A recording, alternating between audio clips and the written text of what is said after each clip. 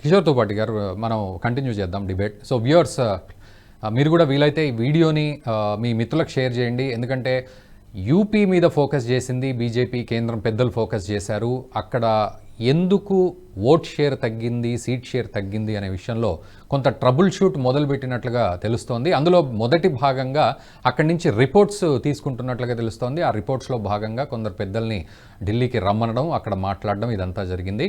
అయితే వాళ్ళు కొన్ని కీలకమైన విషయాలను ఆ రిపోర్ట్లో పొందుపరిచారు. ముఖ్యంగా స్వయంకృత అపరాధాలు ఏ విధంగా ఉన్నాయి అనే విషయంలోనే ఎక్కువగా ఫోకస్ పెట్టారు. ఎందుకంటే ఇందాక పుల్లారావు గారు చెప్పినట్లు కూటమి అంతా కలిసి మోదీని గద్దెదించడానికి మాత్రమే, ప్రజాస్వామ్యాన్ని రక్షిస్తామంటూ ఈ రెండు మోటోస్ తోటి ముందుకు వెళ్ళడం అయితే జరిగింది. సరే, ప్రజాస్వామ్యాన్ని ఏ విధంగా రక్షిస్తారనే విషయం పక్కన పెడితే ప్రధాని మోదీని గద్దెదించుదామనే ఒక ఏకైక లక్ష్యంతో వెళ్ళారు. సో ఇదంతా ఏకతాటి మీదకి వచ్చి చేసేసరికి కొంత అక్కడ బీజేపీకి నైసర్గికంగానే బేసిక్గానే నష్టం జరిగింది. కానీ స్వయంకృత అపరాధాలు కొన్ని ఉన్నాయనే విషయాల్ని కూడా ఇక్కడ వాళ్ళు రిపోర్టులో తెలియజేయడం జరిగింది. వాటి గురించి మనం మాట్లాడుతూ ఉన్నాం. సో ముఖ్యంగా దళితుల ఓట్ల విషయం కావచ్చు, కుర్మీలు మౌర్యాల ఓట్ల విషయం కావచ్చు, తర్వాత బీఎస్పీకి సంబంధించిన 10% ఓట్ షేర్ అంతా కూడా కాంగ్రెస్కు వెళ్ళడం జరిగింది.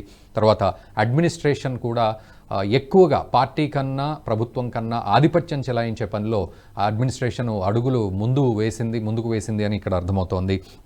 తర్వాత టికెట్లు ఎర్లీగా అనౌన్స్ చేసినప్పటికీ కొంత అసంతృప్తి ఉన్నప్పటికీ వాటి మీద ఎటువంటి సొల్యూషన్స్ లేకపోవడం, ఎటువంటి క్లారిటీస్ లేకపోవడం, 7 దశలుగా చివరి దశలో పూర్తిగా అక్కడ బ్రేక్ డౌన్ అయిపోవడం కార్యకర్తలంతా. తర్వాత 30 నుంచి 40 వేల మంది బీజేపీ కార్యకర్తలకు సంబంధించి ఓట్లు మిస్ అవ్వడం ఇదంతా కూడా కనపడుతోంది. ఇక దీనితో కిషోర్ తోపాటి గారు ఇంకొక విషయం, ఇక్కడ పేపర్ లీకులు అనేది ఒక చెడ్డ పేరు తీసుకొచ్చిన పరిస్థితి జరిగింది. తర్వాత కాంట్రాక్ట్ జాబులు ఏవైతే క్రియేట్ చేయలేకపోయారో అది కూడా ఒక వైఫల్యంగా వీళ్ళు ఆ రిపోర్ట్లో అందించడం జరిగింది. సో నిజంగా ఈ తప్పిదాన్ని ప్రభుత్వానికి మనము ఆపాదించవచ్చా, లేకపోతే పరిస్థితుల్ని బట్టి ఆ తప్పిదం ఆటోమేటిక్గా ప్రభుత్వానికి అంటుకుందా? ఎలా అర్థం చేసుకోవాలి సిచ్యువేషన్ని? రఘునందన్ గారు, గవర్నెన్స్ లో మేబీ యోగి గారికి బ్రహ్మాండమైన మార్కులు వేసింది. కాబట్టి ఈ రోజు కూడా యోగి గారు ముఖ్యమంత్రి కాకముందు ఉండే పరిస్థితి, ఈ రోజు ఒక 70,000 కోట్లు అదనంగా ఉండి బడ్జెట్, ఒక సర్ప్లస్ బడ్జెట్ ఉండే రాష్ట్రంలో యూపీ పరిగణింపబడుతుంది. చాలా మంది ఇన్వెస్టర్స్ వచ్చారు. సో ఈ lot of things have happened, good has happened. ఏదో 1-2 చిన్న చితక ఏదో జరిగిండొచ్చు, దాన్ని మనం కాదనలేము, ఏమైనా జరిగినాయేం తెలియదు. బట్ గవర్నెన్స్ లో మాత్రం మనం యోగి గారికి 100% మార్కులు, కనీసం 90-95% మార్కులు ఇవ్వాల్సిన పరిస్థితి ఉంది. ఖచ్చితంగా ఏదో జరిగినప్పుడు చిన్న ఒక రీజనే ఉండకపోవచ్చు అండి, చాలా రీజన్స్ ఉండొచ్చు. నేనేమంటున్నానంటే అసలు బీజేపీ అనే పార్టీ ఎప్పుడు కూడా చాలా ఫాస్ట్ గా రియాక్ట్ అవుతుంది. ఈరోజు చూడండి, ప్రతిపక్షాలు ఈ రోజు కూడా ఇప్పుడు 2024లో ఓడిపోయినారు. గెలిచినా ఓడిపోయినా పక్కన పెట్టండి, ఎన్డీఏ గెలిచింది కదా, ప్రీ పోల్ అలయన్స్ కదా గెలిచింది. సో మోదీ గారి యొక్క నాయకత్వంలో ప్రీ పోల్ అలయన్స్ గెలిచింది. అంటే ఒక మనిషి ఒక స్టేట్ ర్యాంక్ వస్తుందన్న అతను స్టేట్ ర్యాంక్ లో ఫస్ట్ ర్యాంక్ వస్తుంది, 10th ర్యాంక్ పడిపోయినాడు. అంతేగాని స్టేట్ ర్యాంక్ అయితే వచ్చింది. ఆ లెవెల్ గవర్నమెంట్ అయితే ఫామ్ అయింది. సో వీళ్ళు దాంట్లో లొసుగులు చూసేసి మీకు మైనారిటీ గవర్నమెంట్ అన్నది వాటి తప్పు first of all. So Modi గారికి ప్రజలు ఓటేశారు. గతంలో కంటే కొంత తగ్గినాయి. సో అటు ఉంటది. 10 సంవత్సరాల యాంటీ ఇన్కంబెన్సీలో ఉండకపోయినా మోదీ గారి రికార్డ్ ఈ రోజు కూడా గుజరాత్ లో కావచ్చు, ఎక్కడైనా ప్రో ఇన్కంబెంట్ పర్సన్ ఆయన, is a pro incumbent man. So ఆయనకి రాను పెరుగుతా ఉంది. చూసారా, మన గుజరాత్ లో చూడండి, ఎవ్రీ టైం ఓట్లు పెరుగుతానే ఉంది, ఓట్ల శాతం. సో ప్రో ఇన్కంబెంట్ గవర్నమెంట్ ఎప్పుడు కూడా గుజరాత్ లో. సో అలాంటిది నేనేమంటున్నానంటే వీళ్ళ యొక్క లొసుగులు లేకపోతే రకరకాల అబద్ధాలు చెప్పు. ఇప్పుడు ఉదాహరణ దళితులు ఫ్యాక్టర్ మాట్లాడితే, మధ్యప్రదేశ్ లో దళితులు ఎందుకు 29కి 29 ఎందుకు గెలిచినారు బీజేపీ? పక్కనుండే స్టేటే కదా. 29 out of 29. Never in the history of Madhya Pradesh BJP one 29 out of 29. తెలుసా మీకు? చరిత్రలో ఎప్పుడు రాలే బీజేపీకి 29కి 29 ఎంపీ సీట్లు మధ్యప్రదేశ్ లో వచ్చినాయి. మరి దాన్ని ఎవరికి ఆపాదించాలా? మధ్యప్రదేశ్ లో అప్పుడు మోదీ గారికి ఓటు వేసినట్టే కదా ప్రజలు. సో ఇక్కడ చాలా ఫ్యాక్టర్స్ ఉంటాయండి. ఇప్పుడు ఇంతసేపు పుల్లారావు గారు చెప్పి వెళ్ళిపోయారు, కానీ అరవింద్ కేజ్రీవాల్ అరెస్ట్ చేస్తే 7 బీజేపీకి వస్తాయండి. అరవింద్ కేజ్రీవాల్ మీద సింపతి ఉంటే 7 వచ్చినాయి కదా ఢిల్లీలో బీజేపీకి. అరవింద్ కేజ్రీవాల్ ముఖ్యమంత్రి ఢిల్లీకి కదా, మరి అటని చెప్పేసి సింపతి ఉంటే ఆయనకు రావాలి కదా. ఓట్లు కొద్దిగా తగ్గొచ్చు, అటో ఇటో తగ్గొచ్చు, దాన్ని వేరే విషయం. వీళ్ళిద్దరు కలిసి నిలబడ్డారు కదా, ఇన్ని రోజులు వాళ్ళిద్దరు కలిసి నిలబడలేదు తెలుసా మీకు. ఈసారి ఫస్ట్ టైం వాళ్ళిద్దరు కలిసి నిలబడితే, కాంగ్రెస్ ఆమ్ ఆద్మీ పార్టీ కలిసి నిలబడితే కూడా బీజేపీకి 7 ఎంపీ సీట్లు వచ్చినాయి. అంటే కిషోర్ గారు, ఇప్పుడు యోగి ఆదిత్యనాథ్ ఇలాకా ఇప్పుడు గోరఖ్పూర్ లాంటి ప్రదేశంలో కూడా 13 సీట్లు ఉంటే కేవలం 6 సీట్లే గెలుచుకోవడం అంటే నిజానికి ఒక క్లీన్ స్వీప్ అయినా ఉండాలి కదా మినిమం, అట్లీస్ట్ గోరఖ్పూర్ విషయానికి వస్తే అది కూడా కొంత. సరే ఇప్పుడు ఎలా ఉంటాయంటే వీళ్ళు అబద్ధాలు చెప్పారండి, అబద్ధాలను కొద్దిగా నమ్మారు పబ్లిక్. ఏమని, మీకు రిజర్వేషన్లు ఎత్తేస్తారు అనేటప్పటికి జనరల్ పబ్లిక్ కొంతమంది ఇల్లిటరేట్ ఉండొచ్చు, రకరకాలు ఉండొచ్చు, బీసీ ఓబీసీ ఎస్సీ ఎస్టీలలో కొంతమంది భయానక వాతావరణం క్రియేట్ చేశారు. బీజేపీ 400 సీట్లు కూడా ఎందుకు అడుగుతానంటే రాజ్యాంగం మార్చాలి, ఆ విధంగా మార్చేదాని కోసమే అడుగుతాను మిమ్మల్ని 400 సీట్లు అని ప్రచారం చేస్తే అది ఉపయోగపడింది కొన్ని చోట్ల. దాని ఎలా ఉంటుందంటే ఇప్పుడు యూపీ లాంటి ప్లేస్ లో బీజేపీ యోగి గారు స్టాల్వార్ట్, మోదీ గారు స్టాల్వార్ట్, మోదీ రిప్రజెంట్స్ ఫ్రమ్ యూపీ. అలాంటప్పుడు ఏమైందంటే చెప్పినట్టు యోగి గారు కూడా ఆయన ఏదో ఒక మీటింగ్ లో చెప్పారు కదా, కాంప్లసెన్సీ డెవలప్ అయింది యూపీలో బీజేపీ క్యాడర్, ఎట్లా గెలుస్తాము అని. మోదీ గారు ఇక్కడి నుంచే కదా, అందులో ఇంత డెవలప్మెంట్ చేశాము, రామాలయము కట్టేసినాము, ఇన్ని జరిగినప్పుడు మనకు ఎందుకు ఓట్లు పడవు, కళ్ళు మూసుకుంటే ఓట్లు పడతాయి అనేసి వీళ్ళు తిప్పి కొట్టడంలో విఫలమైనారు. ఏది ఈ యొక్క అబద్ధాలు. వేరే కొన్ని చోట్ల మధ్యప్రదేశ్ లాంటి ప్లేస్ లో సేమ్ జరిగింది, కానీ తిప్పి కొట్టడంలో సక్సెస్ అయినారు.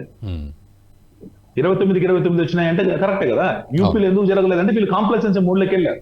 That is a fault, 100% we have to accept. అంతేగాని వీళ్ళు ఇరగదీసి చేసినట్టే నేను అనట్లా. ఇప్పుడు కాంగ్రెస్ కంటే ఈ రోజు కూడా బీజేపీ స్ట్రైక్ రేట్ ఎక్కువ యూపీలో. మరి రాహుల్ గాంధీ ఈ రోజు కూడా ఎందుకు భయపడుతున్నాడు రాయబరేలీ రిజైన్ చేయాలని చెప్పండి. అంత ధైర్యం ఉంటే మరి రాయబరేలీలో ప్రియాంక గాంధీ నిలబెట్టి గెలిపించుకోవాల్సింది.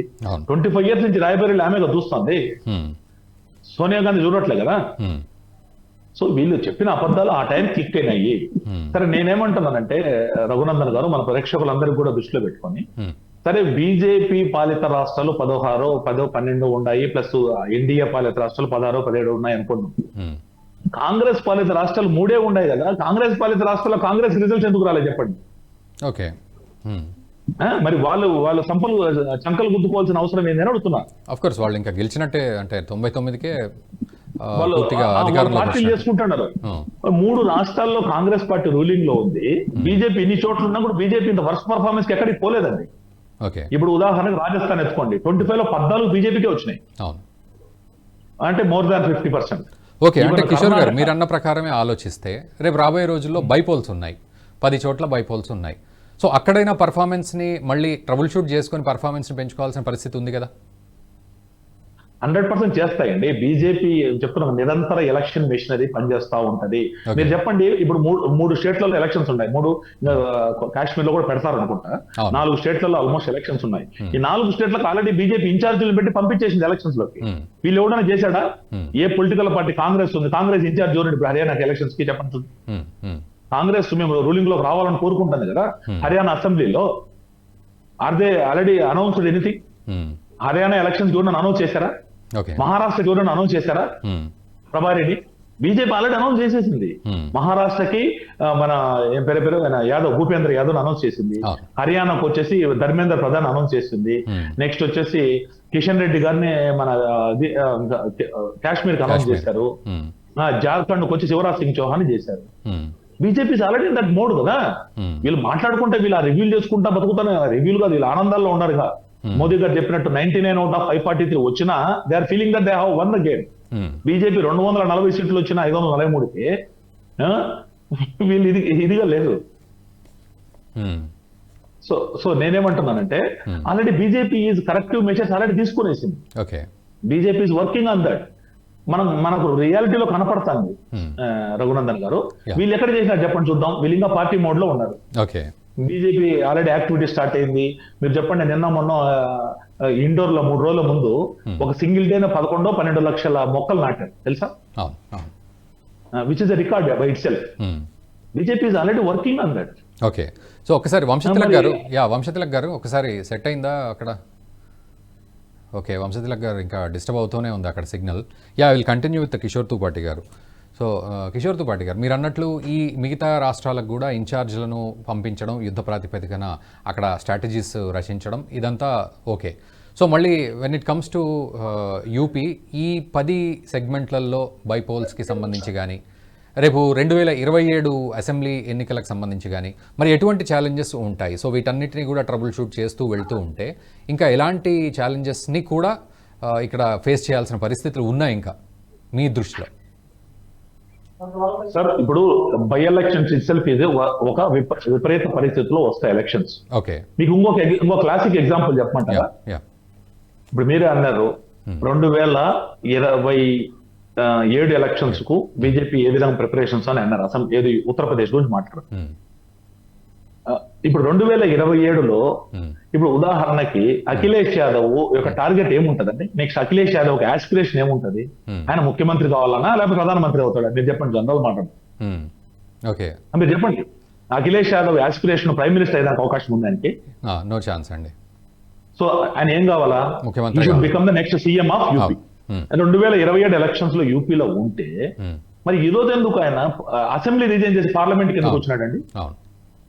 ఆయనకి ఏమైనా డైరెక్షన్ ఉందంటారా మీరు చెప్పే ప్రకారం? ఇప్పుడు ఆయన నెక్స్ట్ ఎలక్షన్ లో మళ్ళీ గెలవాలి 3 ఏళ్ల తర్వాత. పార్లమెంట్ ఎలక్షన్ ఒక 5 ఏళ్ల తర్వాతే కదా ఉంది. అసెంబ్లీ ఎలక్షన్ 3 ఏళ్లతో ఉంది కదా, 2.5 సంవత్సరానికి ఉంది. మార్చ్ 2027. సో అప్పటి పరిణామాలకు తగ్గట్టుగా అప్పుడు యాక్ట్ చేస్తారా మరి ఏంది అంటే ఆయనకు ధైర్యం ఉందా, డైరెక్షన్ ఉందా, నేను మళ్ళీ ముఖ్యమంత్రి అవ్వాల నమ్మకం ఉందా అని అడుగుతున్నా. అంటే వాళ్ళనే ప్రకారం అయితే సమాజ్వాదీ పార్టీ మళ్ళీ ట్రాక్లోకి వస్తుంది. ఎందుకంటే బీజేపీలో అక్కడ ముఖ్యమంత్రి సీటు కోసం యోగి ఆదిత్యనాథ్ మధ్యన డిప్యూటీ సీఎం మధ్యన జరుగుతున్న ఇష్యూ. సో కాబట్టి ఖచ్చితంగా ఇదంతా పక్కన పెడితే ఎస్పీ మళ్ళీ ట్రాక్లోకి వస్తుంది అనేది వాళ్ళ వాదన. అదే వాళ్ళ ట్రాక్ లో వస్తే మరి ఆయన పార్లమెంట్ రిజైన్ చేసుకుని అసెంబ్లీలో ఉండాలి కదా సార్. అసెంబ్లీ రిజైన్ చేసుకుంటారండి. ట్రాక్ లో వస్తే నువ్వు రెడీగా ఉండాలి కదా, గోతికాడు నక్కలాగా రెడీగా కాసుకొని కూర్చొని రెడీ చేసుకోవాలి కదా. లాజికల్ గా ఉంది అని అడుగుతున్నా నేను అడిగే పాయింట్. ఓకే, అంటే కాకపోతే సమయం అయితే ఉంది అనేది తెలుస్తోంది. సమయం అయితే ఏంది అంటే మీరు రెండు పక్కల ఆడుతూ ఉంటారా ఈ గేమ్ మ్యూజికల్ చైర్స్ లాగా? అంటే మీకు ఇంకొక లీడర్ తయారు చేసుకోలేకపోయినారా అక్కడ? లేకపోతే ఇక్కడ తయారు చేసుకోలేకపోయినారా? అంటే వేరే వాడు ఎవడన్నా 37 సీట్లతోటి ఉన్నాం కాబట్టి లీడర్ గా ఉంటే వాడేమన్నా పార్టీని హైజాక్ చేస్తాడని భయమా? నెక్స్ట్ క్వశ్చన్ అది. అంటే భయభ్రాంతులతోనే కదా మీరు రెండు మాకే కావాలనేసి. ఇక్కడ లీడర్ కావాలా, అక్కడ లీడర్ కావాలా? అక్కడ ప్రతిపక్ష నాయకుడు రోల్ పోషించరు. ముఖ్యమంత్రి కావాలంటే ప్రతిపక్ష నేత రోల్ పోషించాలి కదా. అట్లంటే మరి మీరు అన్నట్టు అట్లీస్ట్ బైపోల్స్కైనా టఫ్ ఫైట్ ఏమన్నా ఉంటుందా, లేకపోతే అది కూడా క్లమ్జీ అయినా? సార్ బైపోల్స్ లో 100% ఉంటది. బీజేపీ చూడండి, మన మధ్యప్రదేశ్ లో ఒక అతను కాంగ్రెస్ నుంచి ఇక్కడ కాదు, మన తెలంగాణలో లాగా కాదు బీజేపీ. తెలంగాణలో మొత్తం బీఆర్ఎస్ చేర్చుకునింది. ఎక్కడైనా యాంటీ డిఫెక్షన్ లా వాడుతుందా కాంగ్రెస్? మరి మీరందరూ క్వశ్చన్ ఎందుకు చేయడం లేదు సార్? రోజు కౌంట్లు ఇచ్చుకుంటున్నారు, ఇంతమంది చేయడానికి ఎంతమంది చేయడానికి. Why media is not questioning them? మీరు 2/3 లేనప్పుడు దే షుడ్ రిజైన్ చేసి రమ్మని చెప్పాలి కదా, అంత ధైర్యం ఉంటే. బీజేపీ అదే పని చేస్తుంది కదా. బీజేపీ అందుకే కదా బీజేపీలోకి రాంది. బీఆర్ఎస్ ఎమ్మెల్యేలు ఎందుకు రావడం లేదు బీజేపీలోకి? రిజైన్ చేసి రమ్మంటుంది. అదే విధంగా మధ్యప్రదేశ్ లో మన కాంగ్రెస్ నుంచి రిజైన్ చేసిన ఎమ్మెల్యే బీజేపీలోకి వచ్చాడు. వచ్చి బీజేపీ సింబల్ మీద నిలబడి గెలిచాడు నిన్న, తెలుసా మీకు? బీజేపీ నుంచి గెలిచాడు అతను. అదేవిధంగా మనం ఎన్నో చూసినాం గతంలో కూడా.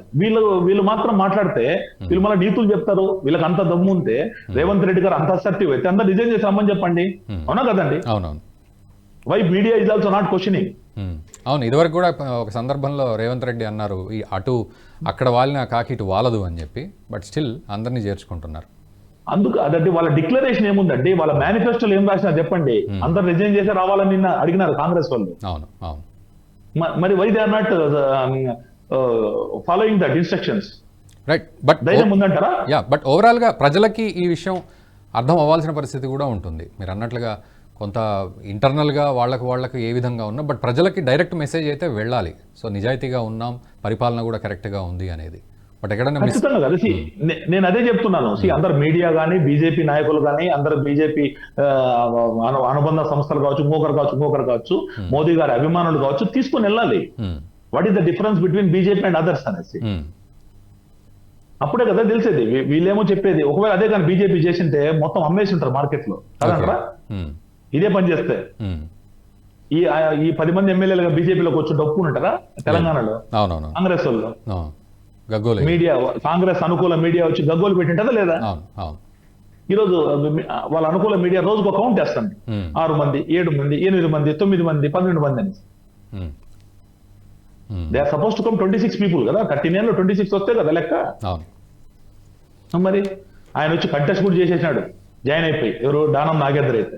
అవును ఆయన ఇప్పుడు దాకా ఆయన మీద ఇది పడలా, ఏది ఈ వేటు పడలా, ఆఫ్ కోర్స్ అనర్హత వేటు పడలేదు కదా, పడలేదు ఎవరి మీద పడలేదు. మరి ఈ వీడియో మీకు నచ్చినట్టయితే లైక్ చేయండి, 10 మందికి షేర్ చేయండి. అలాగే కామెంట్ల రూపంలో మీ అభిప్రాయాలను మాతో పంచుకోండి. Nationalist hub group of channels ను సబ్స్క్రైబ్ చేసుకుని తెలుగునాట జాతీయవాద జర్నలిజాన్ని ప్రోత్సహించండి. ఈ వీడియో కింద ఉన్న బెల్ ఐకాన్ పై క్లిక్ చేయడం మర్చిపోవద్దు.